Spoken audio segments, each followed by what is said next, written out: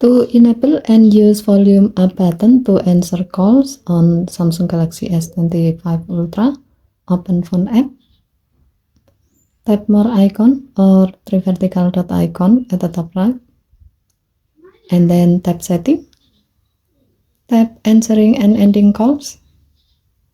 Now tap the gray on off switch next to press volume up to answer calls until the switch turn screen to turn it on.